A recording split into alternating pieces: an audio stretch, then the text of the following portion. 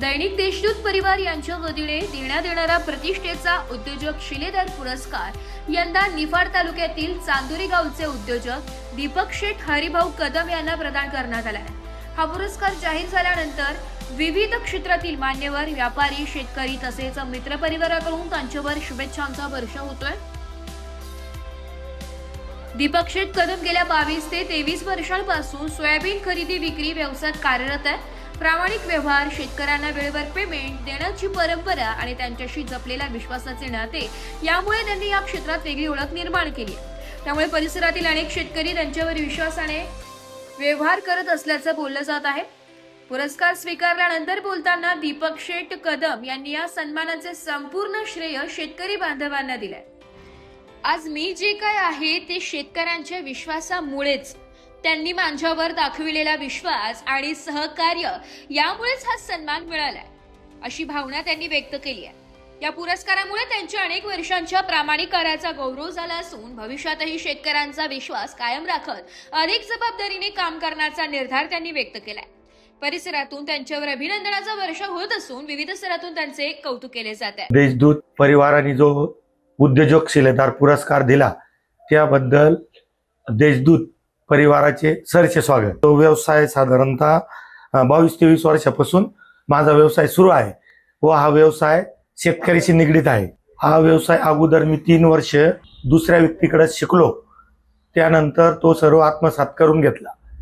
त्यानंतर त्या व्यवसायाची हळूहळू शेतकऱ्याच्या घरी जाऊन छोट्या व्यवसाय सुरू केला। प्रत्येक शेतकऱ्याच्या दारी जाऊन 2 पोते असो, 5 पोते असो, 10 पोते असो, मी प्रत्येकाच्या घरी जाऊन स्वतःची गाडी, माणसं घेऊन प्रत्येक शेतकऱ्याच्या घरी काटा केला व प्रत्येक शेतकऱ्यांना जागेवर पेमेंट अदा केलं। त्यानंतर माझा व्यवसाय जसा वाढत गेला त्यानंतर हळूहळू व्यवसायात प्रगती झाली। नंतर शेतकऱ्याचा माल आणून प्रत्येक शेतकऱ्याचं जे पेमेंट असेल, किती मोठं पेमेंट असलेलं शेतकऱ्यांचं आपण अकाउंटला आरटीजीएस पेमेंट टाकत गेलो।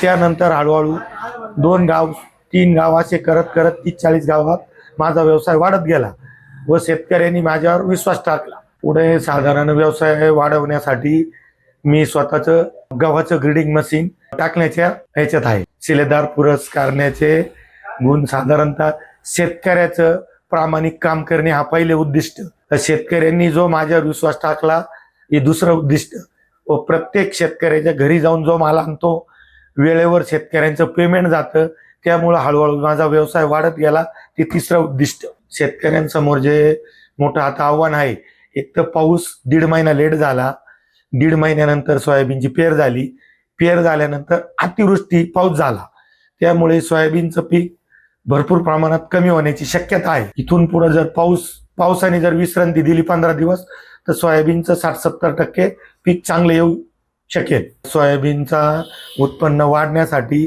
वेगवेगळ्या प्रकारचे बियाणे बाजारात उपलब्ध आहे व शक्यतो सोयाबीन टोकन पद्धतीने केली तर ॲव्हरेज जास्त प्रमाणात मिळू शकते। सोयाबीनची पेंड एक्सपोर्ट झाल्यानंतर सोयाबीनला चांगल्या प्रमाणात रेट भेटतो, पण आता सध्या शेतकऱ्याचे धोरणं गव्हर्नमेंट अवलंबत नाही।